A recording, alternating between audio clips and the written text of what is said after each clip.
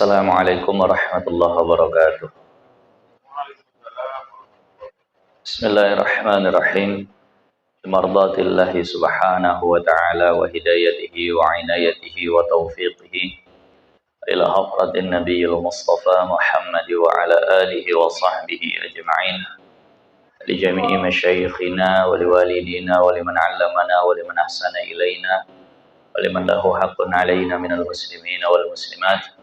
ولما نوينا ولما نوى آباؤنا ووالدنا ومشايخنا. الفاتحة. أعوذ بالله من الشيطان الرجيم. بسم الله الرحمن الرحيم. الحمد لله رب العالمين الرحمن الرحيم مالك يوم الدين. إياك نعبد وإياك نستعين.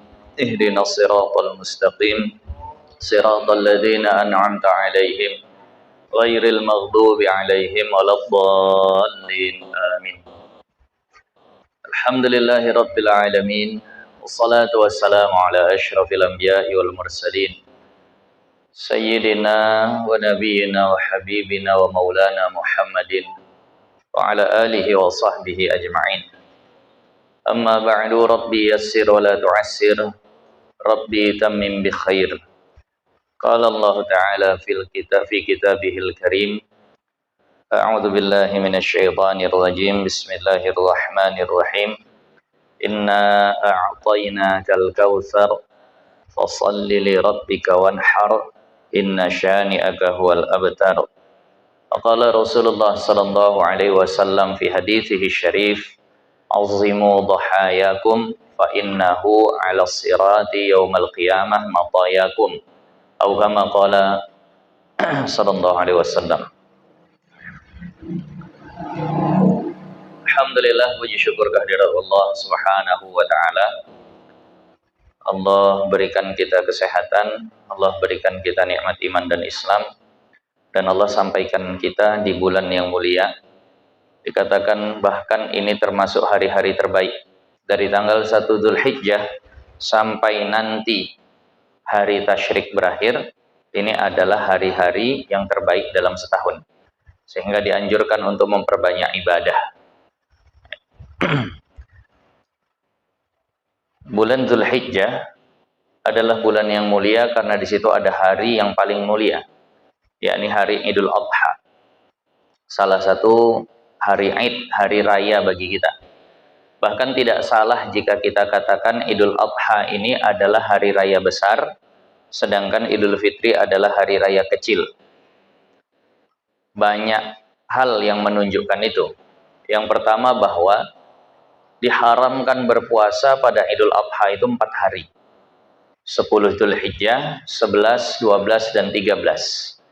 Sementara pada Idul Fitri, haram berpuasanya itu hanya 1 hari. Artinya hari rayanya, hari makan-makannya, sehingga nggak boleh puasa lebih banyak di Idul Adha. Takbirannya pun lebih banyak di Idul Adha. Idul Adha itu bertakbir sampai 5 hari. Tanggal 9 Dzulhijjah sudah masuk sebenarnya takbir muqayyadnya. Takbir ini kan ada 2. Ada takbir mursal, ada takbir muqayyad. Takbir mursal itu yang bebas kapan saja. Takbir muqayyad ini yang khusus habis salat.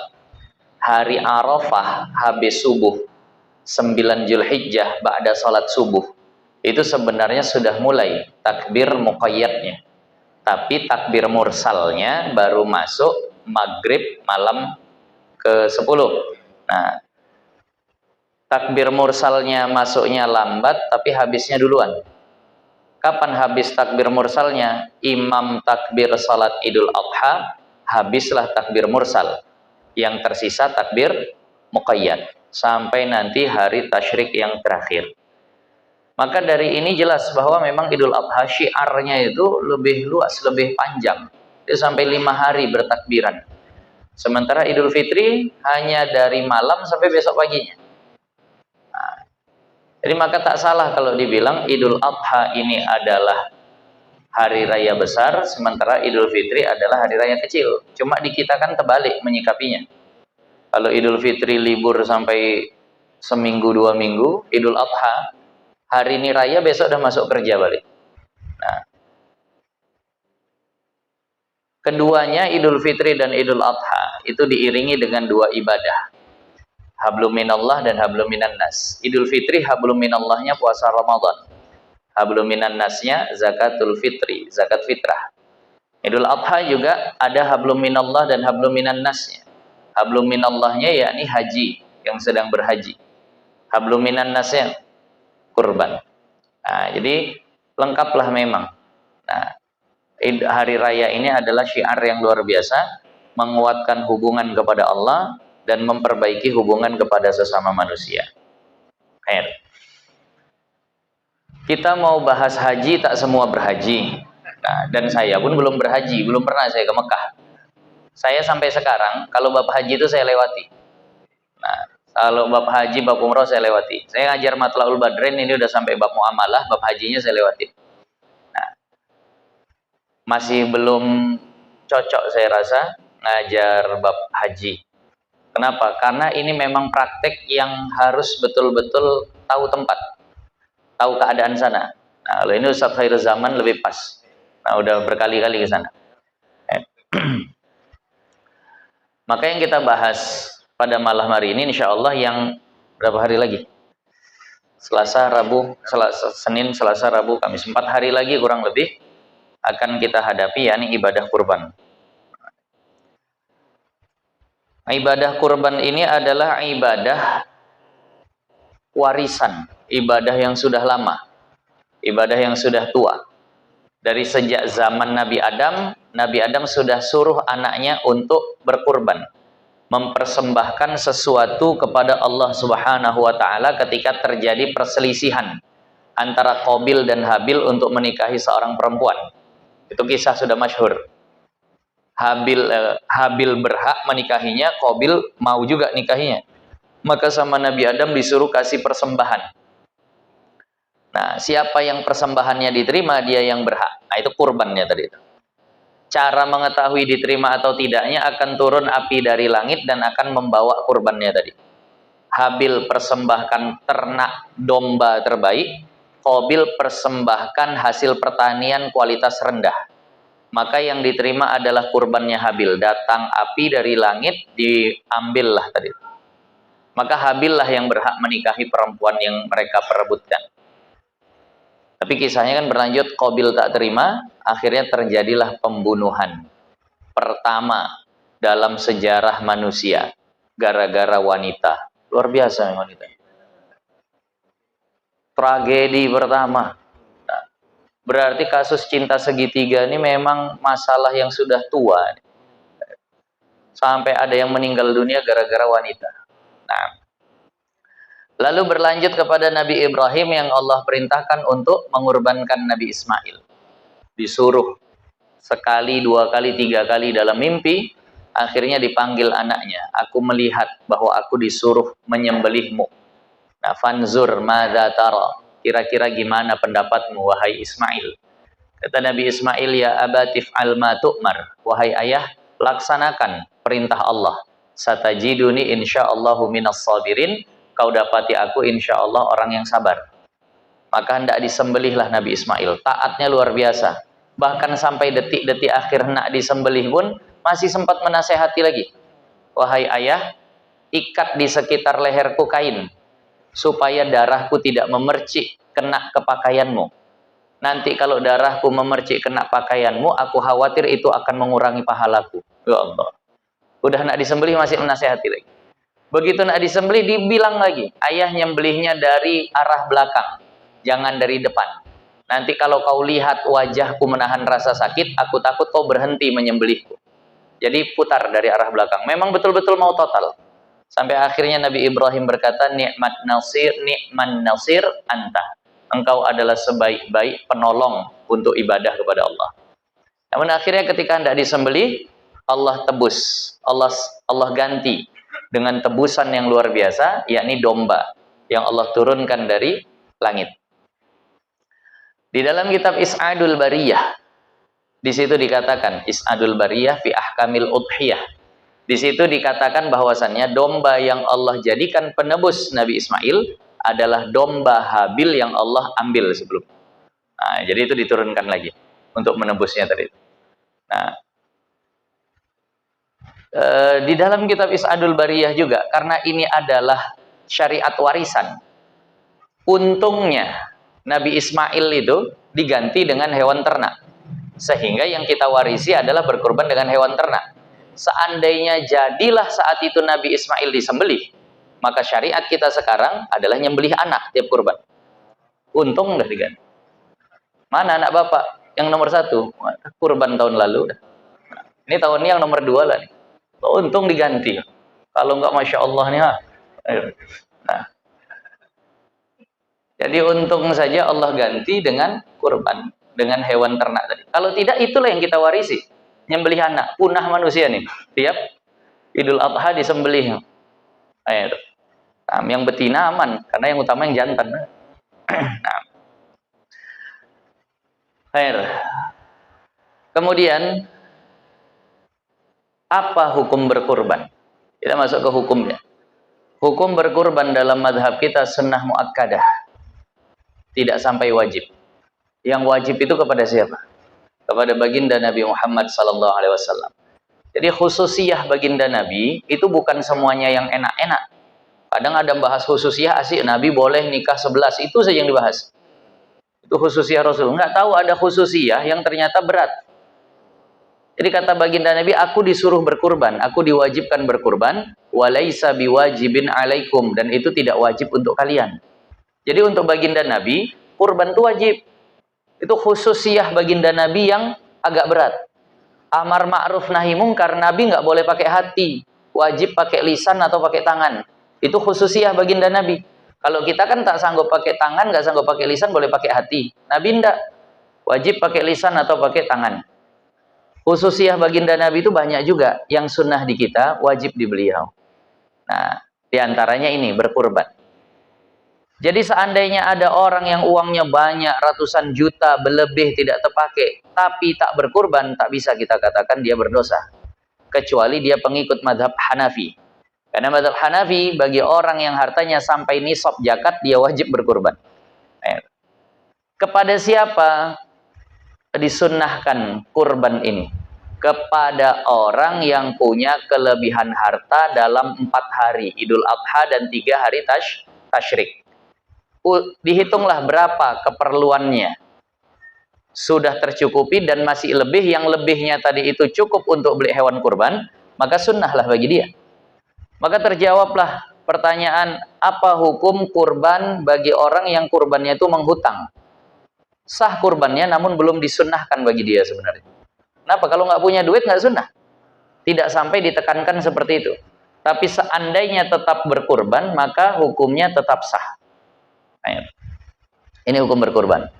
Tapi janganlah sampai tidak berkurban. Kenapa? Karena layak dibilang pelit walaupun tidak berdosa. Nah, baginda Nabi SAW bersabda, man lahu wus'atun walam yudahi. Barang siapa yang punya kelapangan harta tapi tidak mau berkurban, fala yaqrabanna musallana, maka jangan dekat-dekat tempat sholat kami. Nah, jangan dekat tempat sholat kami. Seolah Nabi nggak mau dekat, seolah Nabi nggak kawan sama orang seperti ini. Tak mau Nabi berhampiran dengan orang yang seperti ini.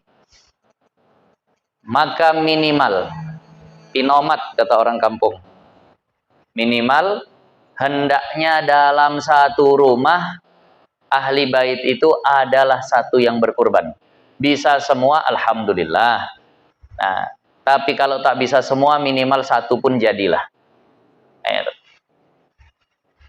Ketika satu rumah ada satu orang yang berkurban, maka gugurlah kemakruhan dari yang lain. Karena kalau memandang ahlu bait, ini berkurban ini hukumnya sunnah kifayah. Memandang ahli bait.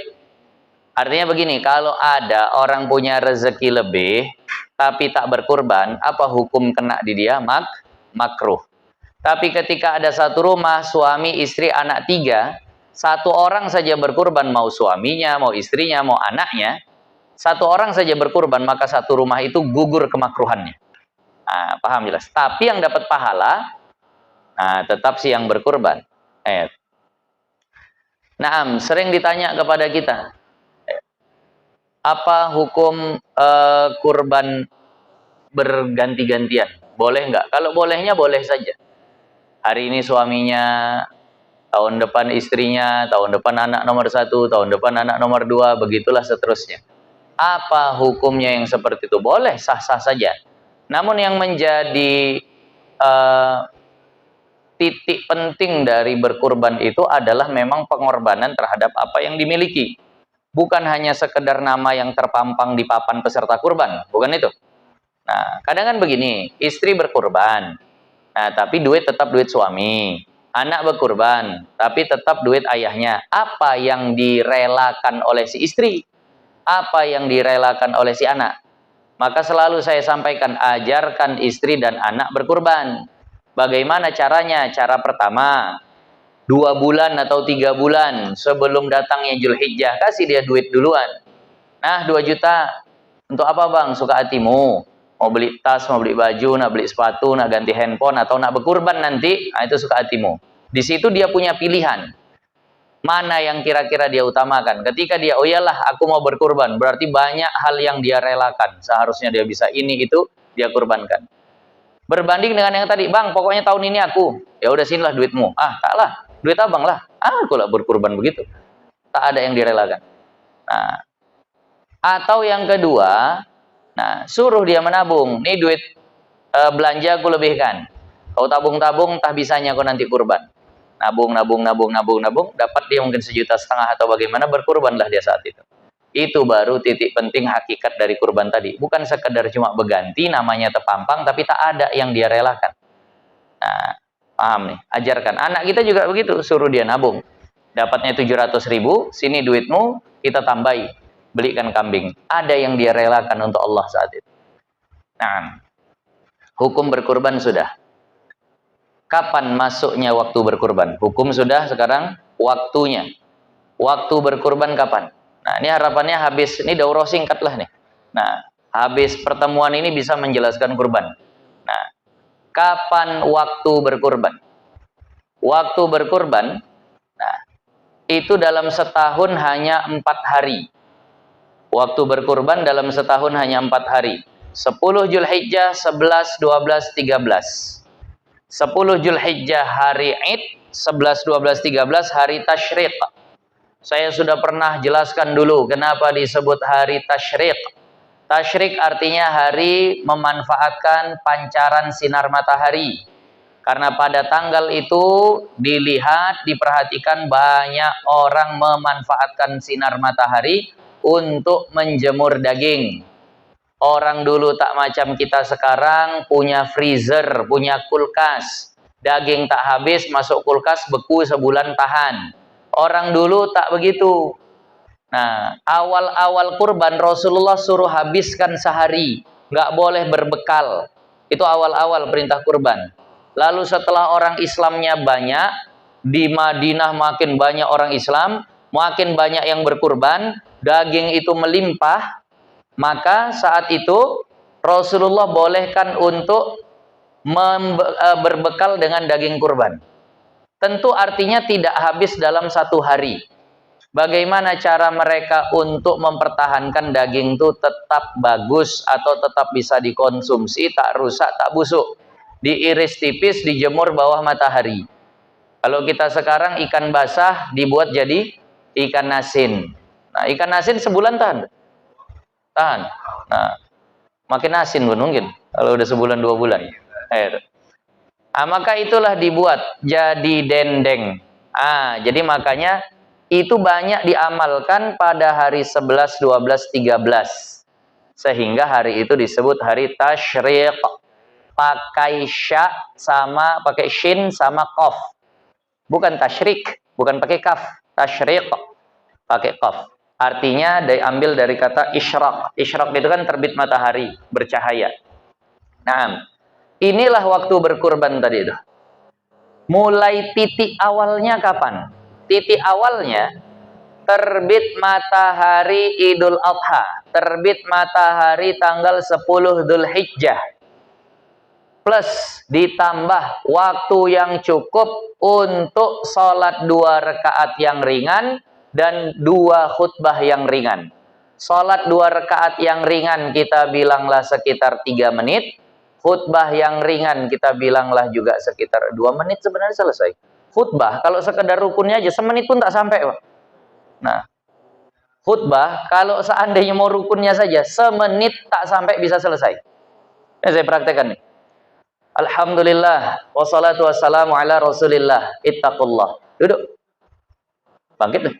Alhamdulillah wassalatu wassalamu ala Rasulillah ittaqullah qala Allah taala fil Qur'anil Karim inna a'tainakal kautsar aqimis shalah. Itu kalau seandainya. Udah selesai itu. Tak sampai semenit dah. Dari mana tahu terdesak-desak kali tak ada khotib, semua bisa khutbah. Udah gitu. Mohon maaf nih khotib tak ada, aku tak pandai ceramah. Rukunnya aja cemana, Pak? Pakat dah, Bang. Alhamdulillah wassalatu wassalamu ala Rasulillah ittaqullah. Duduk. Sunnah waktu duduk baca qul huwallahu ahad sampai selesai khatib. Bangkit. Nah, alhamdulillah wassalatu wassalamu ala Rasulillah ittaqullah. Bismillahirrahmanirrahim. Innallaha wa malaikatahu yusholluna 'alan nabi ya ayyuhalladzina amanu shallu 'alaihi wa sallimu taslima. Bunga-bunga terakhir pun tak hafal dia. Udah langsung aja aqimis shalah. Udah. Selesai. Ah, tambah doa, mohon maaf, tambah doa sedikit. Nah, doa pun enggak usah yang panjang kali. Allahumma gfir lil muslimina wal muslimat. Dah, aqimis shalah turun. Semenit tak sampai. Nah, yang ngantuk pun belum sempat tidur tuh. Jadi maka kalau dibilang khutbah yang ringan, kalau pakai isi kita bilanglah sekitar ya 5 menitan juga. Jadi 5 tambah 3 8. Ya udahlah 10 menit. Terbit matahari tambah 10 menit udah boleh tuh disembelih hewan kurban. Terbit matahari tambah 10 menit. 10 menit itu bukan pasti. Nah, kurang pun bisa. Karena pokoknya ukurannya berlalu masa yang cukup untuk sholat 2 rakaat dan khutbah 2 kali yang ringan. Nah, yang ringan bukan yang paling cepat, juga bukan yang paling lama. Di sini biasanya berapa lama orang khatib? Idul Adha, Mbak Isa? Panjang-panjang? Gak usah panjang-panjang Idul Adha, nak nyembelih hewan lagi. Nah, setengah jam udah khutbah pertama sama kedua. Nah, setengah jam. Udah panjang itu? Oh, udah panjang. Di sana kadang soalnya sampai 1 jam. Oh, kalau di Medan 1 jam tuh biasa itu. Idul Fitri mau 1,5 jam. Nah, kalau sepakat mau isinya aja kayak tadi pun tak apa-apa. Alhamdulillah wassalatu wassalamu ala Rasulillah ittaqullah qala Allah taala inna a'tainakal kautsar fasholli li rabbika wanhar. Dah duduk. Bangkit, gitu lagi, tutup doa. Allahumma gfir lil muslimin wal muslimat. Sah. Paling BKM aja bingung. Enggak cocok sama amplopnya nih. Masa segitu 300.000 terus. Naam. Tapi itu waktunya. Itu waktu awal masuknya terus ada sampai kapan? Sampai matahari tanggal 13 Zulhijjah terbenam. Habislah waktu berkurban. Kapan bolehnya? Pagi, siang, sore, malam boleh. Hanya saja malam itu makruh. Nah, hanya saja malam itu makruh. Kalau dibuat tanggal 10 Zulhijjah, afdol. Kenapa? Ta'jilul ibadah. Menyegerakan ibadah. Nah, itu lebih afdol. Kalau bisa di hari pertama. Ini bagusnya hari pertama. Kenapa? Kalau ikut kalender, hari keduanya Jumat. Nah, jadi kita udah buat di Kamis. Jadi maka, ini waktu berkurbannya. Kecuali, perhatikan. Kecuali kalau kurbannya kurban nazar. Maka tetap bisa dilakukan lewat dari tanggal 13 Zulhijjah, 14, 15, 16, jatuhnya qadhaan. Misal, sebagai contoh ada orang berkata, aku nazar kurban tahun ini, atau aku wajib kurban tahun ini, atau ini hewan kurbanku, atau kujadikan ini sebagai kurban. Yang 2 pertama nazar, yang 2 kedua ta'yin. Atau nazar plus ta'yin. Aku bernazar kurban tahun ini dengan hewan ini. Itu nazar plus ta'yin. Ini semua mewajibkan kurban. Yang awalnya kurban itu sunnah, maka menjadi wajib. Ketika kurban itu wajib, seandainya lewat harinya pun, tetap wajib disembelih, jatuhnya kurban qadhaan. Nah, jelas nih ya. Jadi yang 4 hari tadi itu kalau kurbannya sunnah. Kalau kurbannya kurban wajib, maka lewat pun 4 hari ini tetap wajib disembelih sebagai kurban qadha. Nah, udah, waktu sudah. Kemudian berikutnya, hewan apa yang bisa dijadikan kurban? Ini pembahasan. Hewan apa yang bisa dijadikan kurban? Nah, hewan yang bisa dijadikan kurban 3, yakni hewan yang kena zakat ternak.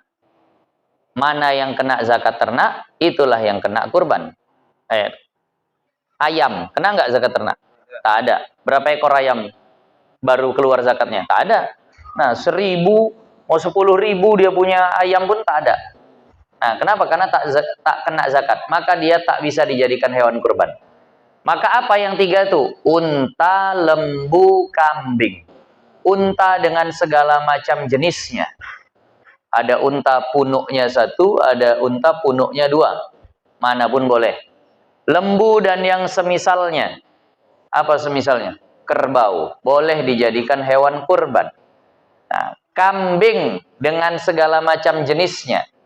Mau kambing yang keriting, yakni domba, atau kambing yang bulunya lurus, yakni kambing kacang atau kambing Jawa, kambing etawa. Itulah yang boleh dijadikan hewan kurban.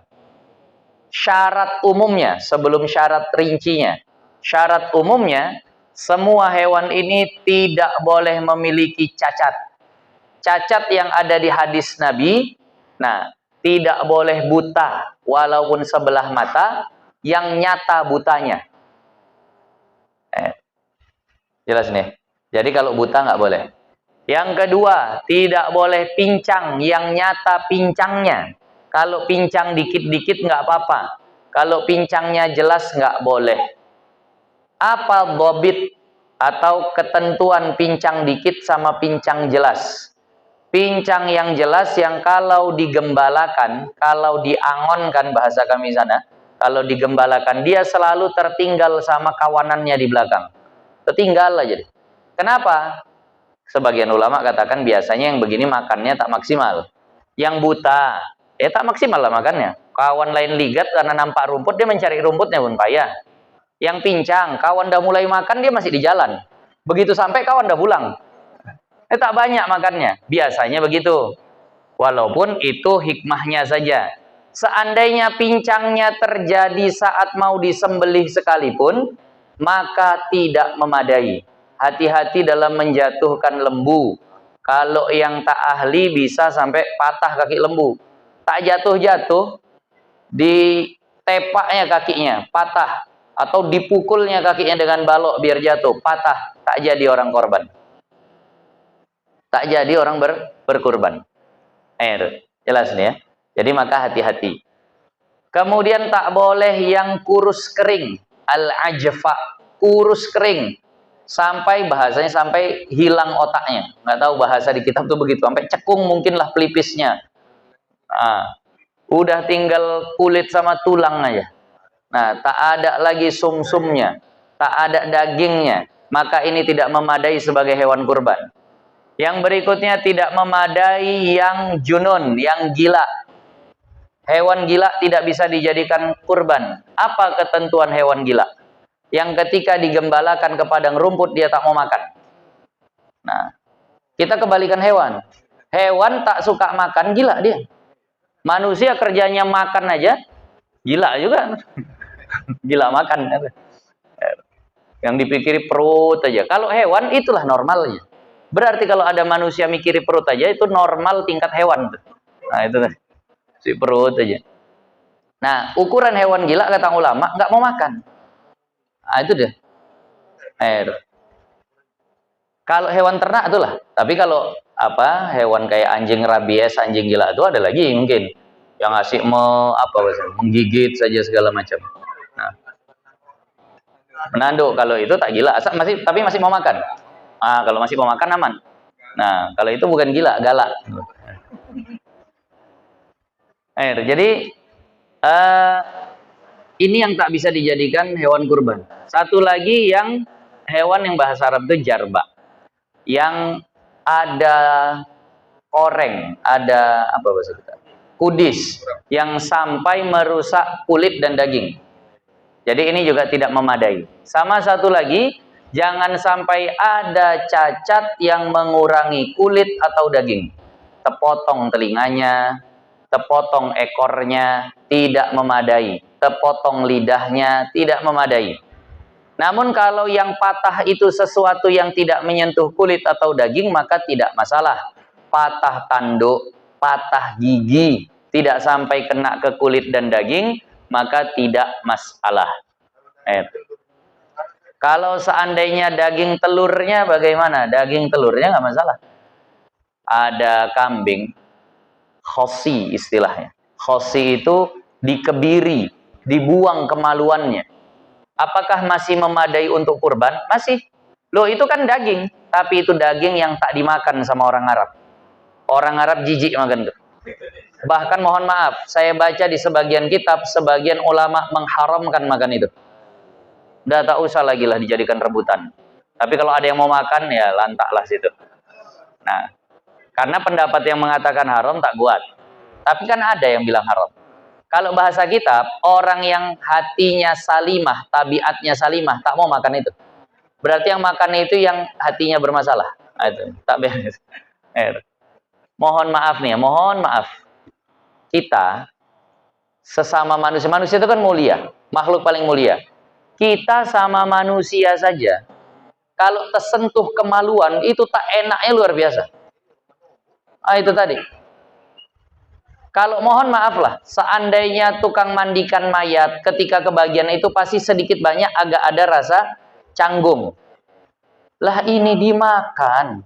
Itu gimana ceritanya? Masuk ke mulut, masuk ke perut, itu lisan keluar zikir, itu lisan keluar Quran. Lalu masuk itunya hewan ke dalam situ. Nah, itu tadi. Mohon maaf, sedikit agak ke situ. Karena kita sudah dewasa. Syekhuna Syekh Muhammad Nuruddin itu pernah ditanya tentang pasangan yang mungkin suka melakukan perkara seperti tadi kepada pasangannya. Pahamlah maksudnya ya. Yang melakukan dengan mulutnya. Nah, itu pernah ditanya kepada Syekh Muhammad Nuruddin. Apa hukumnya kalau bahasa ininya oral seks? Apa hukumnya? Nah, melakukan yang seperti itu dengan mulut. Beliau jawab dari dua sisi. Dari sisi fikih, bahkan di dalam kitab I'anatul Talibin dikatakan wa yahillu lahu massul bazri, boleh baginya menghisap yang di situ. Nah, tapi kata Syekh Nuruddin, kalau dari sisi adab dan akhlak sangat-sangat tidak layak. Itu mulut biasa berzikir, itu mulut biasa baca Quran, itu mulut biasa bermunajat. Lalu kenapa ada benda yang seperti itu di situ? Itu sangat tidak layak. Apalagi kemaluan hewan. Nah, dikunyah, dimakan Allah. Sehingga kalau itu hilang pun, maka masih bisa dijadikan sebagai hewan kurban. Nah, tapi yang ekornya terpotong, kupingnya terpotong tak boleh. Saya pernah ditanya tentang kuping yang ditindik. Kuping yang ditindik itu boleh atau tidak? Kalau dicucuk jarum tanpa ada yang lepas dari kulitnya boleh. Tapi kalau macam dibolongi kayak pembolong kertas itu tak boleh. Kayak ditindik ya bahasanya, kayak dihilangi. Itu nggak boleh dijadikan hewan kurban. Kenapa? Ada yang lepas dari sebagiannya. Nah, perempuan boleh ditindik. Ulama beda pendapat. Tapi banyak yang mengatakan boleh. Ada yang mengatakan tak boleh. Siapa yang pertama kali bertindik? Siapa perempuan yang pertama bertindik di dunia? Siti Hajar. Nah, istri Nabi Ibrahim.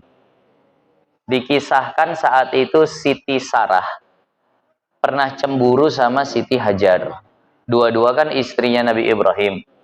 Lalu kata Siti Sarah, aku bersumpah akan kupotong-potong dia.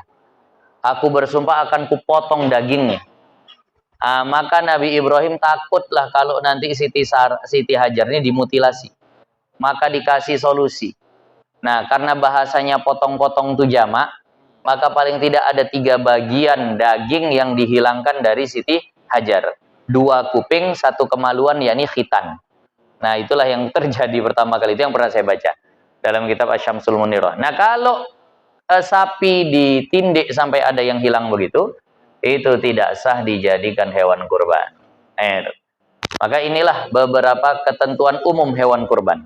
Nah, ketentuan khusus per hewannya. Unta harus umurnya sudah 5 tahun. Kemudian lembu dan kerbau harus umurnya sudah 2 tahun. Tak boleh kurang sedikit pun. Peternak diharapkan jujur. Punya lembu, badan besar, tegap. Usia masih 1 tahun 8 bulan. Tapi setara dengan yang 2 tahun. Jangan dijual untuk kurban. Nah, jangan main jual-jual saja. Allah, kadang peternak nih, tak semuanya paham. Tanya baik-baik. Nah, tanya betul-betul. Jadi kalau seandainya unta harus 5 tahun, lembu atau kerbau 2 tahun. Kambing, kalau kambingnya kambing biasa, harus 2 tahun seperti lembu. Kalau kambingnya kambing domba, boleh setahun penuh dijadikan kurban. Bahkan boleh belum sampai setahun, asal sudah berganti gigi, dengan syarat di atas 6 bulan usianya. Kalau 9 bulan lah usia domba tadi, tapi sudah berganti gigi, musinnah istilahnya, maka itu boleh dijadikan hewan kurban. Nah, ini rincian masing-masingnya.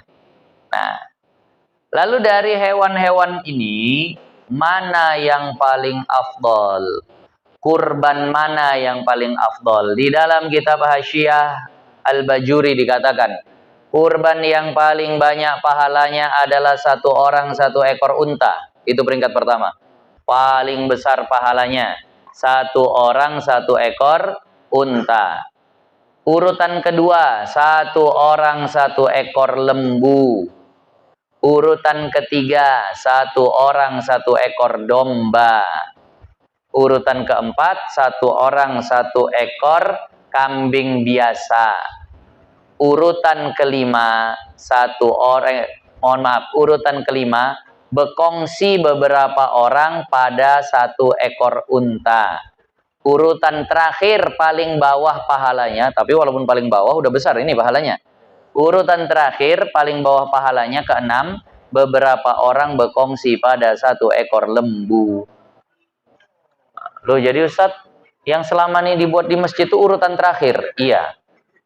Nah, itu adalah urutan terakhir.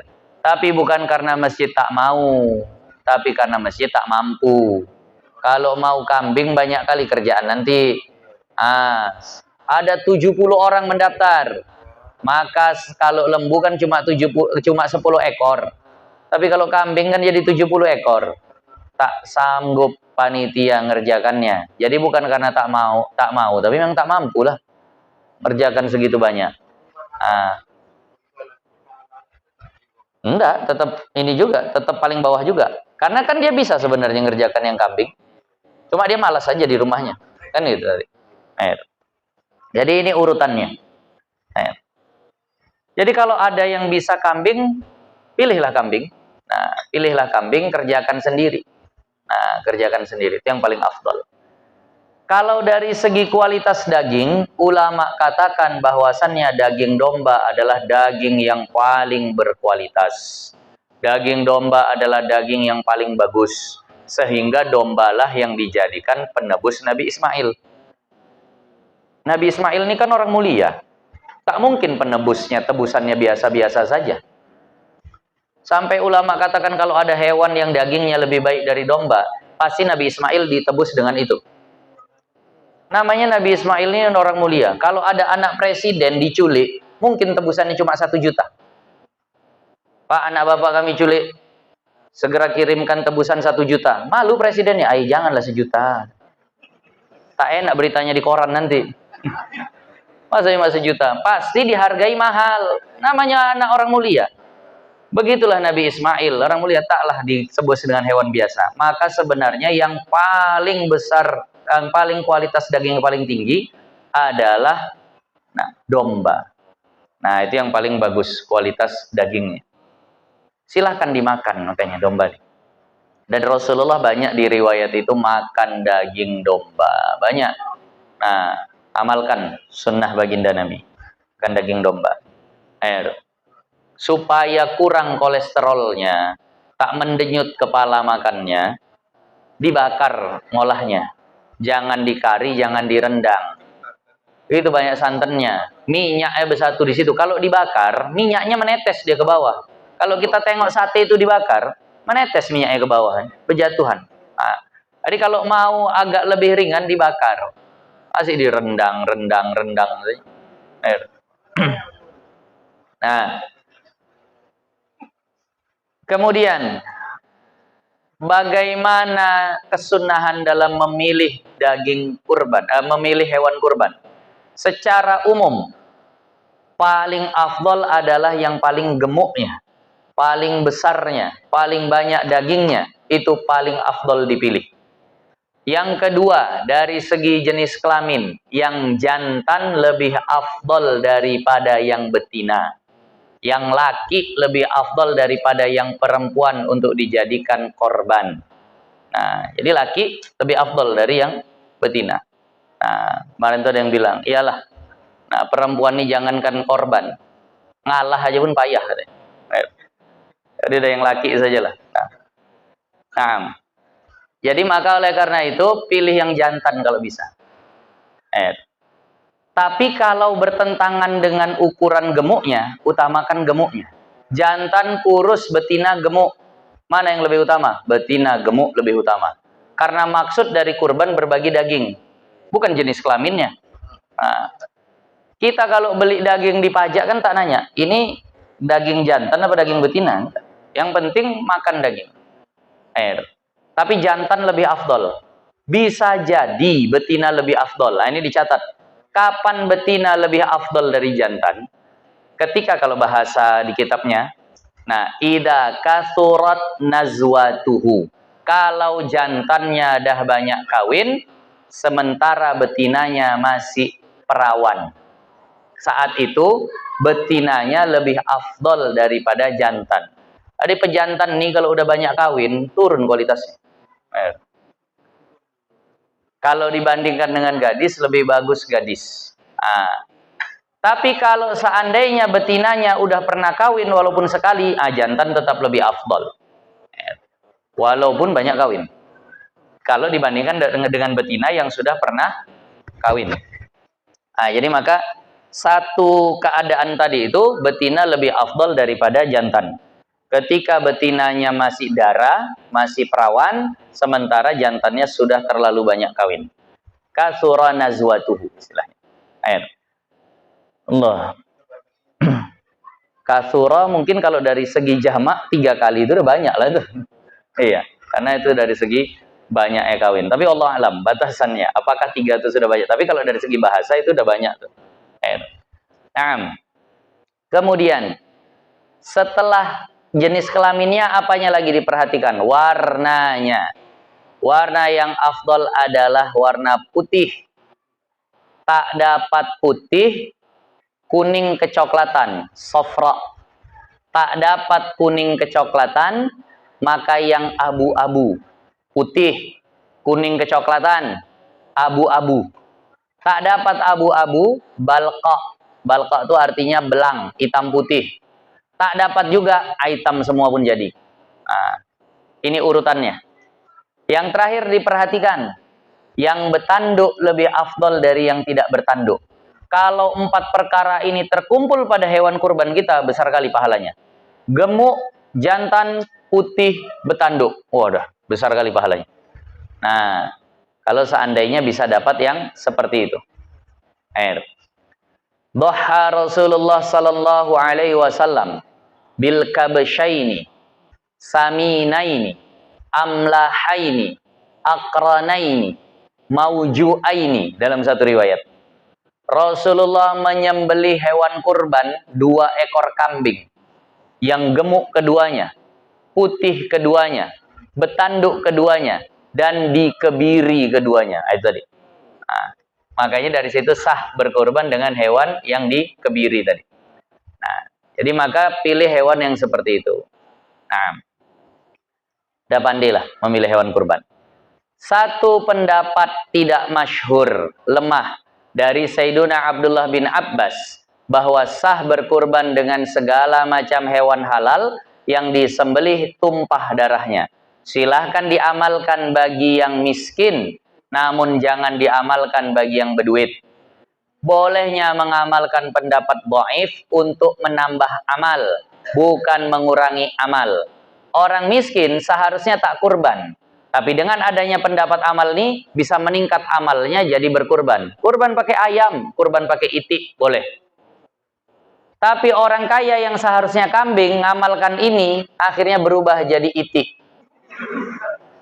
Turun atau naik amal?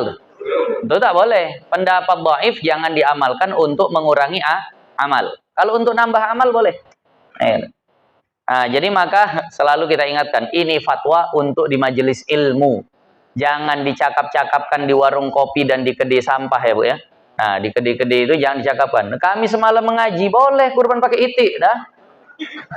Selesai kurban itik orang nanti.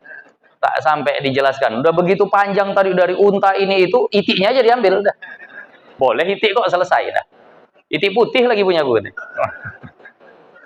Cuma tak bertanduk. Nah, jadi maka jangan dicakap-cakapkan di sembarang tempat. Ini fatwa majelis ilmu yang sudah sempurna pemahaman yang muktamadnya, baru munculkan pendapat dhaif. Jangan bapak ke warung kopi langsung pakai pendapat dhaif. Nah, orang sekarang mau enaknya saja. Nah, jadi jangan itu yang difatwakan. Naam, selesai tentang hewan kurban ini, masuklah kita kepada pelaksanaan kurbannya. Pertama, yang disunnahkan bagi yang berkurban. Perkara yang disunnahkan bagi yang berkurban. Yang pertama, disunnahkan bagi yang hendak berkurban untuk tidak menghilangkan anggota tubuhnya dari tanggal 1 Dzulhijjah sampai tanggal atau sampai hewan kurbannya disembelih. Dari hari apa kemarin? Hari Jumat, bukan. Hari Selasa. Dari hari Selasa yang lalu sampai nanti hewan kurbannya disembelih, sunnah. Perhatikan bahasanya, sunnah baginya untuk tidak menghilangkan anggota tubuh. Berarti kalau dihilangkan makruh. Nah, kalau dihilangkan makruh. Nah, itu tadi. Jadi maka jangan dihilangkan. Jangan potong rambut, jangan potong kuku, jangan cukur kumis, biarkan bulu ketiak, biarkan semuanya, gigi senut-senut pun entar dulu cabutnya. Nanti setelah berkurban baru dicopot tuh gigi itu. Karena itu juga anggota tubuh. Dalam madhab Imam Ahmad bin Hambal, haram menghilangkannya. Itu madhab Hambali. Madhab Syafi'i makruh. Nah, bagaimana dengan anggota tubuh yang tidak terlihat? Darah misalnya, ulama beda pendapat. Ulama Syafi'iyah sendiri beda pendapat. Ada yang mengatakan tetap makruh, ada yang mengatakan tidak. Artinya berbekam. Bagi orang yang hendak kurban, ada yang bilang makruh, ada yang bilang tak mengapa. Karena itu bagian dalam. Apa hikmahnya? Li syumulir rahmah wal maghfirah li jami'il a'dha. Supaya kenalah seluruh anggota tubuh tadi rahmat dan ampunan dengan sebab kurban tadi. Terimbas seluruh anggota tubuh dengan rahmat. Karena orang yang berkurban itu dapat rahmat Allah. Nah, itu tadi. Jadi maka ini kesunahannya. Kemudian apalagi? Disunnahkan bagi orang yang berkurban, kalau dia pandai menyembelih hewan, dia sendirilah yang menyembelih hewan kurbannya. Sunnah. Kalau pandai, tahu mana halkum, mana mari. Nah, tahu bagaimana cara menyembelih. Nah, jangan sampai nak mengamalkan kurban tak pandai, nekat, akhirnya jadi bangkai. Nah, halkum mari wajib diputus. Wadajain yang di kanan kiri itu sunnah diputus. Dan halkum mari harus diputus daf'atan wahidatan, sekali jalan. Tak boleh sekali halkum, bentar lagi baru mari lagi, itu tak boleh. Kecuali kalau putus masih ada hayah mustaqirrah, itu boleh 2 kali. Paham maksudnya nih? Sembelih, putus, 1. Nah, setelah itu masih ada hayah mustaqirrahnya. Masih kayak hewan kuat, baru sembelih lagi. Nah, yang di situ masih halal. Tapi kalau sudah disembelih, udah nak meninggalnya nih, sembelih lagi haram, tak boleh. Nah, jadi hukum-hukum seperti itu harus difahami. Nah, kalau paham, sembelihlah sendiri, itu sunnah. Bagi yang nggak paham menyembelih, maka wakilkan kepada orang penyembelihannya. Nah, kalau perempuan, walaupun dia itu layak atau mampu menyembelih, perempuan hebat, bisa nyembelih kambing, bisa nyembelih kerbau, tak ada takutnya. Tapi tetap disunnahkan mewakilkan kepada laki-laki. Kenapa? Tidak layak, tidak cocok dengan karakter kewanitaannya. Perempuan tuh karakternya lemah lembut, halus sifatnya, tak layak dia pegang parang, nah dicekiknya kerbau tadi, disembelihnya. Tak cocok, hilang kewanitaannya. Islam sangat memperhatikan yang seperti ini. Makanya perempuan-perempuan bekerjalah dengan pekerjaan yang layak bagi perempuan. Buka catering, masak, buka jahitan, terima tempahan jahitan. Nah, menjahit silahkan, ngajar TK, ngajar SD, ngajar ngaji di rumah silahkan, atau mengetik di depan laptop silahkan. Ini ada pula perempuan jadi petinju, Pak Isa. Perempuan jadi petinju, ya Allah ya. Taklah ya, main bola, ya Allah ya Rahman. Nah, binaraga tak cocok. Makanya kan begini, perempuan kalau kita bahas masalah zakat fitrah itu, perempuan, nah yang tak punya pekerjaan sehingga tak punya uang itu berhak nerima zakat. Kalaupun ada pekerjaan, itu pekerjaan yang tak layak baginya. Jadi dia tak wajib kerja tuh. Kenapa? Karena Islam menjaga kelayakan ini. Maka Islam sangat-sangat melaknat. Nah, sangat melaknat perempuan yang menyerupai laki-laki dan laki-laki yang menyerupai perempuan. Sampaikan ke anak-anaknya. Sekarang ini sudah mulai banyak yang terbiasa dengan itu. Jangan dikasih tontonan Mak Betty. Jangan, haram, dosa besar. Yang ia lakukan sebenarnya dosa besar. La'anallahu al-mutasyabbihina ilan nisa. Allah melaknat laki-laki yang menyerupai perempuan. Nah, itulah cara cari makannya, ya tetap tak boleh melanggar syariat. Nah, ini kadang itu pula yang ditonton. Akhirnya terbiasa dengan maksiat yang seperti itu. Menurut mereka itu perkara yang biasa. Itu dosa besar. Perhatikan tontonan anak-anaknya. Karena itu yang terekam. Kan sekarang banyak nih lah pokoknya yang seperti itu. Bangga dengan apa bahasanya? Ya, penyimpangannya itu tadi, laki kayak perempuan. Jangan kasih tontonan begitu. Nah, jadi maka ini kesunahannya. Lalu bagi orang yang mewakilkan penyembelihannya, sunnah baginya untuk hadir saat hewan kurbannya disembelih. Baginda Nabi memanggil Sayyidatuna Fatimah ketika hewan kurbannya hendak disembelih. Ya Fatimah, qumi ila udhiyatiki. Wahai Fatimah, berdirilah di dekat hewan kurbanmu. Fashhadiha, dan saksikan hewan kurbanmu disembelih. Sunnah bagi kita untuk hadir. Kalau nggak bisa nengok, tetap sah. Karena hukumnya sunnah. Nah, jadi hadir ketika disembelih hewan kurban. Nah, kalau seandainya tidak hadir, ya lawannya bisa makruh atau paling tidak khilaful aula. Nah, jadi maka kalau bisa hadir, hadir. Nah, kemudian yang berikutnya setelah hewan kurbannya disembelih, nah, atau ketika hewan kurbannya disembelih, mohon maaf, ketika hewan kurbannya disembelih disunnahkan bagi orang yang berkurban atau yang menyembelih membaca Allahumma hadihi minka wa ilaika fataqabbal. Ya Allah, ini darimu dan ku kembalikan, ku persembahkan kepadamu, maka terimalah.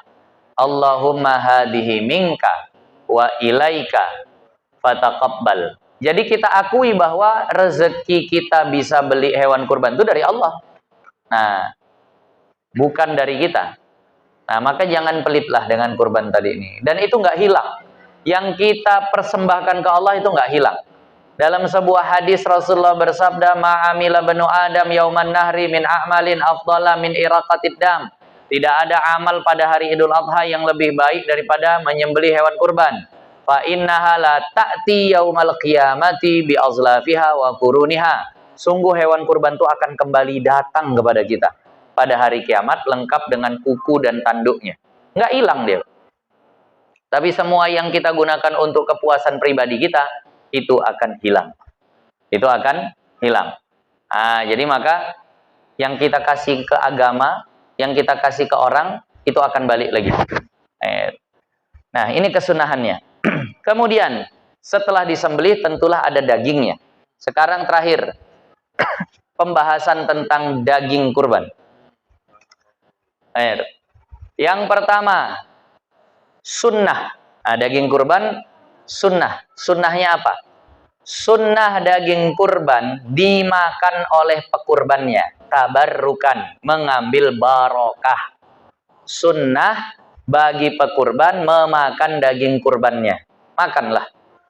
Wa afdalu juz'iha, dan yang paling bagus bagian dari hewan kurban tadi, apanya? Hatinya. Itu yang diambil. Maka para panitia tolong jangan digabung dulu tuh daging orang. Nah, biar dulu tahu ini kurbannya fulan, ini kurban fulanah, ini kurban fulan. Supaya dia bisa ambil daging hatinya atau dagingnya. Kalau udah dicampur tak nampak lagi mana yang punya dia. Itu yang sunnah. Kemudian yang wajib. Apa yang wajib dari daging kurban? Wajib ada sebagiannya diberikan kepada fakir miskin nayyian, dalam keadaan mentah. Wajib dikasihkan ke fakir miskin dalam keadaan mentah. Bukan semuanya, sebagiannya. Jadi kalau ada orang buatnya seperti ini, sembelihnya kambing, 1 ekor kambing itu dimasaknya semua, habis itu baru dibagi-bagikannya ke fakir miskin, dengan perasaan dia, alah dikasih mentah pun kasihan tetangga, masaknya payah, baguslah ku masak semua, habis itu bagi-bagikan dalam keadaan matang, tak sah kurbannya. Loh, tapi ke fakir miskin, iya, tapi tidak mentah. Nah, atau yang kedua, ada orang bikin kurban di komplek perumahan-perumahan mahal tuh. Kan sekarang kadang ada komplek-komplek perumahan yang mewah-mewah. Disitulah mereka berkurban. Yang kurban cuma 1 orang, 1 ekor kambing lah. Dikerjai ramai-ramai sama orang situ, dibagi ke orang dalam komplek tuh, orang-orang kaya itu habis sudah. Tak sah kurbannya. Loh, tapi mentah. Iya, memang mentah, tapi tidak ada jatuh ke tangan orang miskin. Jadi harus ada yang jatuh ke tangan orang miskin dalam keadaan mentah. Jelas ya? Khair. Bagaimana afdolnya? Yang paling afdol, dia makan sedikit, sisanya kasih semuanya ke orang miskin. Tetangga tak usah yang kaya. Saudara tak usah yang kaya. Kalau miskin kasih. Ambil sedikit, hatinya, sisanya kasih orang miskin semua. Itu pahala paling besar. Tak sanggup, Ustaz. Banyak tetangga, tak dikasih tak enak. Saudara juga ada. Nah, istri pun minta agak banyak sikit katanya. Sekali-sekalinya makan daging. Kalau tak bisa, maka ambil urutan kedua. Sepertiga, sepertiga, sepertiga. Sepertiga untuk dia. Sepertiga tetangga saudara yang kaya dihadiahi. Sepertiganya kasih fakir miskin. Nah, kalau agak lebih pelit dari itu orangnya, paling tidak untuk sekedar sahnya, ada yang kasih ke orang miskin lah. Jadi berapa bungkus itu kambingku? Oh, kambing ibu jadi 15 bungkus. Udah 14 bungkus untukku, 1 bungkus kasih fakir miskin. Kalau secara fikih sah atau tidak nih? Sah, tapi siap-siap jadi omongan warga. Cuma numpang motongnya di rupanya. Tapi secara fikih sah tidak? Sah, karena ada sebagian. Mohon maaf, di dalam kitab dikatakan luqmatan wahidatan. Sepotong pun, nah, kasih fakir miskin udah sah tuh. Allah. Tapi harus yang dikasih itu mayusamma lahman.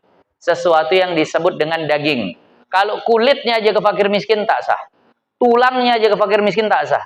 Apa pula tulang aja? Ya ada itu sumsumnya tuh di situ. Udahlah, terima sajalah. Tak sah. Harus yang disebut dengan daging. Jadi kalau babatnya, ususnya, kulitnya, pokoknya bagian tubuh yang tak disebut sebagai daging, maka itu belum memadai. Harus yang disebut daging. Itu tingkatannya. Nah, itu yang wajib ya. Sekarang yang haram. Apa yang haram daripada daging kurban? Pertama, haram dijual oleh pekurban ataupun panitia kurban. Apanya? Apapun daripada hewan kurban itu. mau kulitnya, mau tanduknya, mau dagingnya, tak ada yang boleh jual. Rasulullah bersabda, "Man ba'a jildal udhiyati fala udhiyata lahu." Barang siapa yang menjual kulit hewan kurban, maka tidak ada kurban baginya. Jelas nih ya. Nah, yang kedua yang haram, tidak boleh dijadikan upah. Tidak boleh dijadikan upah. Kebiasaan masjid, panitia dapat 2 bungkus, panitia dapat 2 kupon. Kalau ditanya, kenapa panitia mesti dapat 2, warga lain 1, panitia kenapa 2? Jawabannya apa? Karena sudah kerja. Pemberian kalau dikaitkan sama kerja, apa namanya?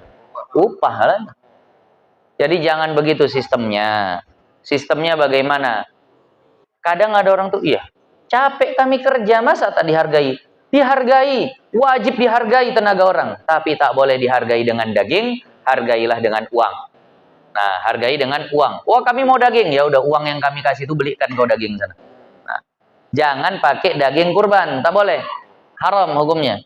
Nah, saya bahas ini, banyak masjid tak suka sama saya. Tapi udahlah, tanggung jawab saya sama Allah. Masalah zakat fitrah, masalah kurban nih, sering saya bermasalah, walaupun di belakang orang itu cerita. Nah, saya bilang panitia tak boleh nerima zakat, marah orang tuh, tapi di belakang marahnya.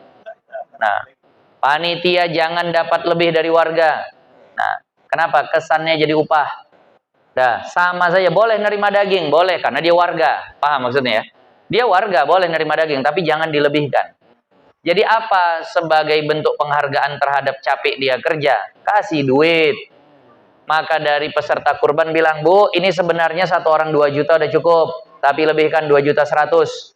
Untuk apa? Untuk panitia, nanti capek kerja orang tuh." Nah, tadi. Jadi maka itu boleh kalau pakai uang seperti itu, jangan pakai daging kurbannya. Ini mohon maaf, ilmu yang seperti ini harus didapat sama panitia-panitia kurban. Nah, tapi selalu saya katakan, mengaji tak mau.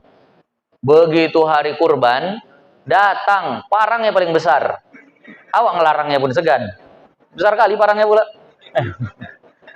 Tahu-tahu datang udah kerja saja situ. Allah, cemana lah ini. Nah, saya kadang kasih solusi sama sebagian masjid begini. Bilang sama warga, sudah, warga nggak usah bantuin, capek nanti, repot.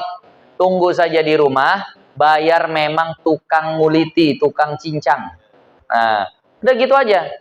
Berapa 1 lembu sampai siap? 500.000. Udah, kasih 500.000, selesai sama dia. Dia kalau udah begitu, tak dikasih daging pun tak apa-apa. Orang dia yang penting 500.000. Memang udah kerjaannya hari-hari. Ini udahlah kadang kerjanya lambat, orangnya banyak, capeknya cepat. Itu kalau orang-orang yang tak biasa kerja kan gitu.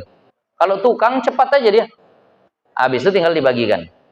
Nah, belum lagi yang curang-curang, Allah, kambing 7 ekor disembelih, kepalanya tinggal 4.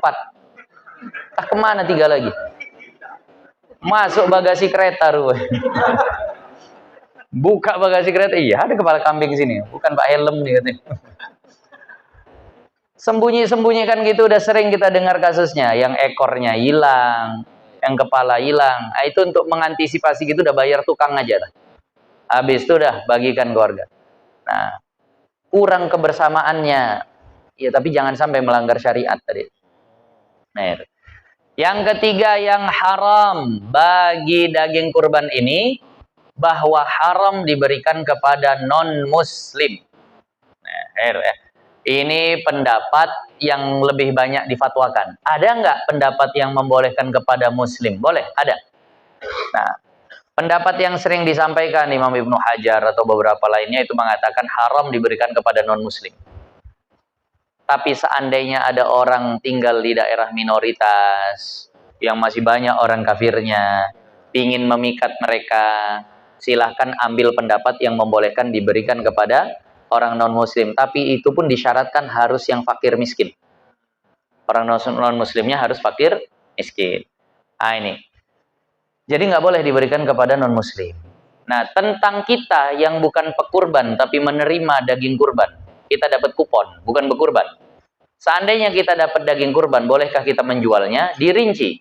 Seandainya kita orang kaya, maka tak boleh kita jual. Tapi kalau kita orang miskin, boleh kita jual. Bedanya, kalau orang kaya dapat daging kurban, itu daging namanya dhiyafah, jamuan makan. Sementara kalau orang miskin mendapat daging kurban, itu litamlik, memang milik dia penuh. Bandingannya gini, kalau kita bertamu ke rumah orang, dijamu makan, boleh nggak jamuan itu kita jual? Boleh nggak? Jamuan makan boleh dijual. Nih silakan, bertamu. Mana boleh dijual? Tak boleh. Bolehnya diapain? Dimakan atau diberikan kepada tamu lain, kan begitu. Jadi kalau kita orang yang tercukupi ekonominya, dapat daging kurban itu jamuan makan. Kalau tak suka, kasih ke tamu lain, kasih ke orang lain. Tak boleh dijual. Terakhir, kalau seandainya kurbannya kurban wajib, apa yang membuat kurban itu menjadi wajib? 3. Nazar, ta'yin, wasiat. Nazar, ta'yin, wasiat. Nazar dengan lafaz aku wajib atau aku bernazar. Ta'yin dengan ditunjuk hewan kurbannya. Aku nazar kurban, aku wajib kurban tahun ini, jadi wajib lah dia. Atau dia punya kambing, ini hewan kurbanku, jadi wajib lah. Atau ditanya orang, untuk apa kambing tuh? Kambing ini untuk kurban, jadi wajib lah tuh. Mesti ada kambingnya. Nah, kalau belum ada. Maka yang seperti itu mewajibkan kurban. Sama satu lagi wasiat. Kalau kata emaknya, kalau tak sampailah umur emak ke Idul Adha, emak wasiat sama kalian, kurban kalian untuk emak. Apa hukum menjalankan wasiat? Wajib, selama tidak lebih dari 1/3 harta, kan gitu. Hukum menjalankan wasiat wajib. Berarti kurbannya jadi kurban apa tuh? Wajib. Maka bagi 3 macam kurban wajib ini, haram bagi pekurban dan keluarganya untuk memakan dagingnya, dan haram diberikan kepada orang kaya, wajib jatuh ke fakir miskin semuanya. Maka bagi yang berkurban wajib, tak usah cari masalah dengan berkurban di masjid, jangan. Aku untuk kurban wajib ya, jangan kasih ke orang lain, harus fakir miskin semua. Mana terkerjai sama panitia begitu? Kalau udah tahu kurbannya kurban wajib, nah buat sendiri. Nah, jangan di masjid, payah memisah-misahkannya, memilah-milahnya. Jadi maka hati-hati juga dengan bahasa. Jangan bilang ini hewan kurban, ini untuk kurban, jangan. Kalau orang awam, silahkan ikut pendapat Sayyid Umar Basri yang mengatakan kalau niatnya ngasih tahu bukan niat ta'yin, tak jatuh wajib. Lil ikhbar. Tapi bagi kita yang sudah ngaji, tetap hati-hati. Untuk apa kambing itu, Pak? Dipotong Idul Adha nanti. Potong banyak, kekah bisa, kurban bisa, potong makan bisa. Nah, jadi inilah hukum tentang kurban.